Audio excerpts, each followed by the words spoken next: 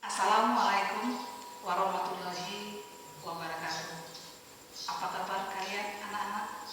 Selamat bertemu kembali dengan Bu Risma di sini dalam pembelajaran bahasa Indonesia kelas 7. Kali ini kita akan membahas tentang teks fantasi. Tapi terlebih dahulu mari kita berdoa sebelum memulai pelajaran kita. Berdoa dimulai. Berdoa selesai. Tentu kalian tidak asing lagi dengan kata fantasi. Fantasi itu berarti khayalan yang seolah-olah dan memang tidak ada di dunia nyata. Jadi, apa sih itu cerita fantasi menurut kalian? Cerita fantasi adalah cerita yang menggunakan alur normal dan bersifat imajinatif serta khayalan belaka yang ceritanya tidak akan pernah terjadi di dunia nyata. Anak-anak sekalian, jenis cerita fantasi digolongkan dua jenis. Yang pertama cerita fantasi total dan irisan. Pada cerita fantasi total ini, seluruh rangkaian cerita tidak terjadi dalam dunia nyata. Nama orang, nama objek, nama benda benar-benar rekaan belaka. Yang kedua, cerita fiksi sejaman dan lintas waktu. Pada cerita fantasi, irisan masih menggunakan nama-nama dalam kehidupan nyata atau peristiwa yang pernah terjadi pada dunia nyata. Anak-anak sekalian, kalau dilihat dari ciri-ciri umum cerita fantasi ada 6. Yang pertama, keajaiban, kemisteriusan. Maksudnya di sini adalah keajaiban tidak sama atau kejadiannya tidak ada dalam dunia nyata. Yang kedua, ide cerita. Dalam cerita fantasi, penulis dapat memiliki ide cerita berupa irisan dunia nyata dengan dunia khayalan. Yang ketiga, dalam cerita fantasi penulis menggunakan berbagai latar lintas ruang dan waktu. Maksudnya, rangkaian peristiwa dalam cerita fantasi menggunakan berbagai latar dan menembus pada beberapa tempat dan waktu pada yang berbeda. Yang keempat, tokohnya unik atau memiliki kesaktian misalnya. Yang kelima, bersifat fiksi, merupakan khayalan, cerita khayal yang tidak terjadi di dunia nyata. Dan yang terakhir, yang keenam, bahasa yang digunakan bervariasi, berekspresi, dan tidak formal. Anak-anak kami sekalian, lalu bagaimana dengan pola pengembangan struktur cerita fabel? Ada 3 pola pengembangannya: orientasi, komplikasi, resolusi. Ibu akan jelaskan satu persatu. Pada bagian orientasi, cerita fantasi mendeskripsikan latar di mana kejadian itu. Yang kedua, memperkenalkan tokoh. Siapa tokoh-tokohnya? Yang ketiga, mengarahkan konflik. Apa permasalahan untuk kelanjutan di komplikasi. Sementara komplikasi banyak membahas menghadirkan tokoh lain, kemudian mengubah latar yang awal diorientasi, kemudian tokoh yang hanya diorientasi akan bertambah di komplikasi, kemudian melompat pada zaman yang berbeda. Kemudian di bagian resolusi, pengarang, penulis cerita melompati waktu-waktu yang dilalui dalam rangkaian peristiwa. Dalam pembahasan di resolusi akan dibahas juga sebab akibat yang unik, yang jelas, berpikir, berfantasi menurut penulis.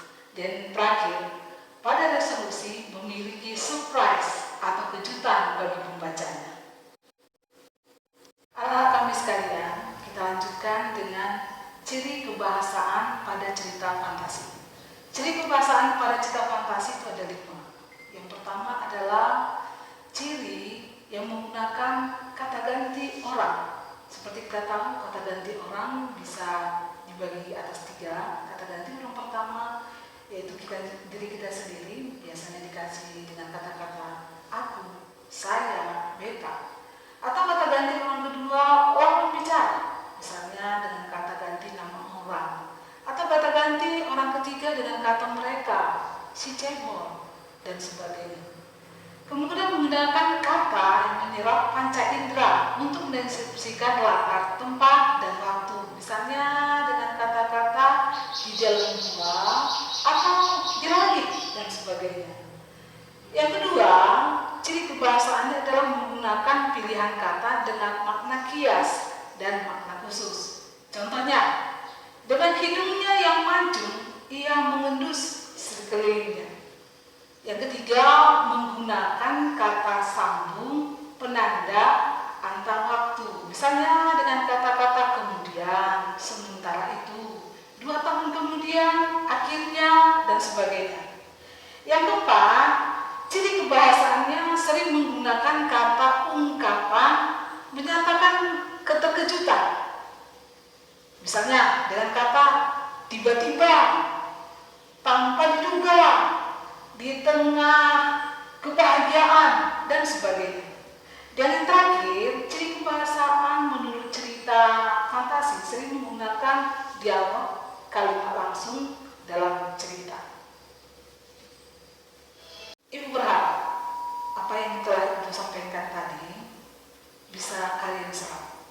Sebagai buktinya, mari kita berlatih menguji kemampuan kalian apakah sudah paham dengan yang Ibu sampaikan. Ada sebuah cerita, mari dengarkan, pahami, lihat slide berikut ini. Berlian 3 warna. Anika menemukan 3 kotak berwarna ungu, biru, dan kuning di kamar ibunya. Kata ibunya, jika ada 3 sahabat yang menyukai warna seperti pada kotak itu, akan mendapat petualangan indah dan sekaligus mendapat berlian itu. Tapi waktu yang diberikan untuk berpetualang hanya 1 jam. Anika menyukai warna ungu, Tamika teman dekat Anika menyukai warna biru, dan Cika menyukai warna kuning. Saya ingin mencoba petualangan indah itu, Bu. Saya punya sahabat yang menyukai warna itu, Anika meyakinkan ibunya. Dengan kesepakatan, ketiga sahabat itu berkumpul di rumah Anika yang serba biru. Di kamar Anika serasa ada di langit. Ayo kita buka kotak masing-masing sesuai dengan warna kesukaan. Sekarang kita buka. 1, 2, 3. Wah! 5 detik kemudian, mereka terlempar di gerbang sebuah kerajaan. Mereka terkejut karena di hadapannya berdiri seorang ratu yang seluruh tubuhnya dihiasi berlian. Selamat datang di negeri kami. Permai kerajaan mengatakan bahwa akan datang 3 anak yang akan menyelamatkan putri kami. Saya mempunyai anak yang bernama Candi. Ia tertidur sejak 2 tahun lalu. Dikarenakan ia memakai 3 kalung berlian sekaligus. Setetes air mata pun jatuh dari wajah sang ratu. Tolong selamatkan putriku. Tapi Cika dan Tamea memprotes bersamaan karena mereka berdua membayangkan akan bersenang-senang dalam petualangannya. Cika, Tamika, ayo kita tolong putri. Mereka datang menghadapi masalah. Andika menjawab sambil menarik dengan paksa kedua tangan sahabatnya yang masih ragu. Itu Putri Kandi. Andika berlari menuju tempat tidur Kandi. Dengan ragu, Tamika dan Cika ikut mendekat. Ayo kita ambil sesuai warna, Andika menjelaskan. Baik, jawab Tamika dan Cika serempak. Setelah itu, woi! Putri Candika menguap. Pelan-pelan matanya terbuka. Oh, terima kasih.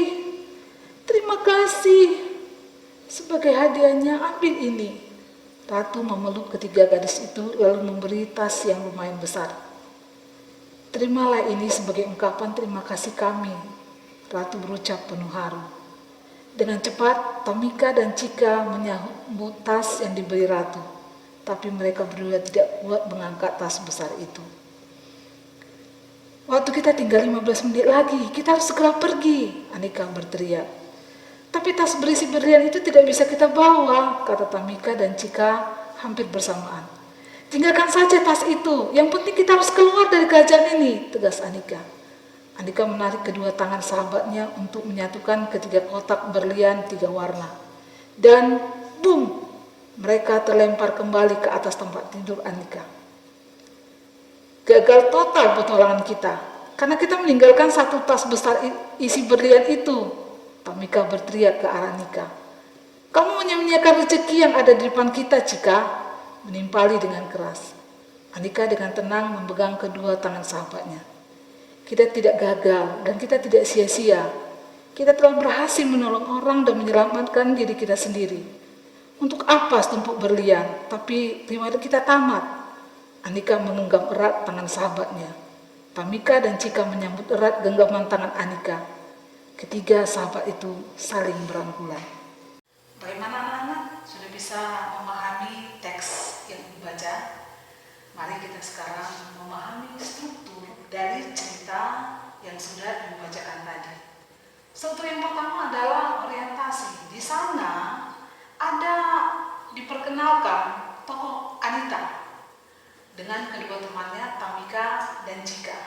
Di sana juga diceritakan warna kotak yang ditemukan di kamarnya, menyatakan latar kejadian dari peristiwa dan sudah mengarah ke pengenalan akan benda yang nantinya berlangsung kepada komplikasi.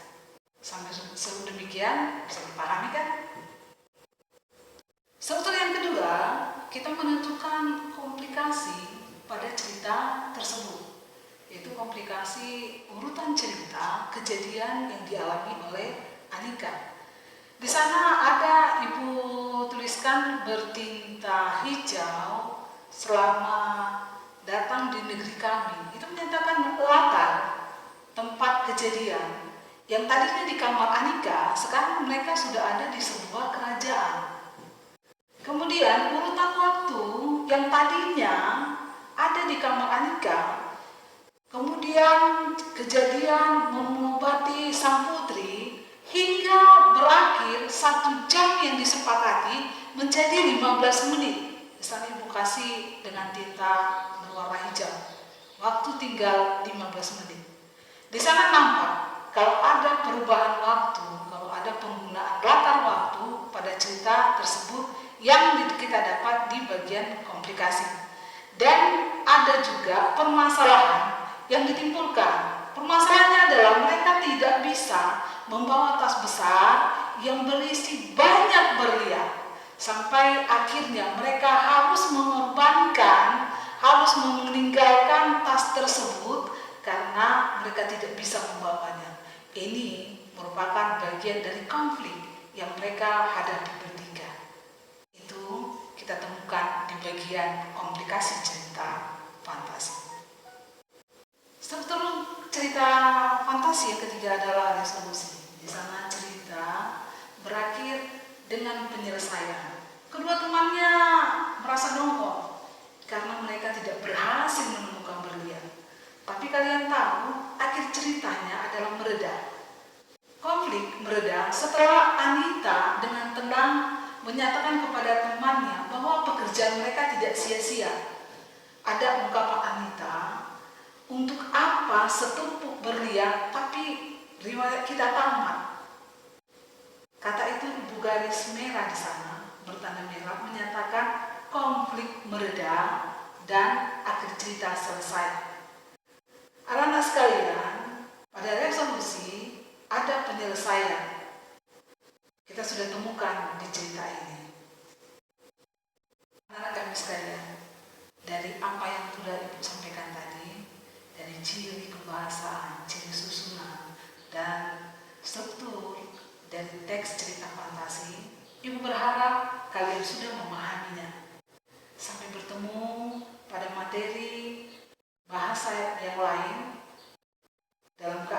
sehat.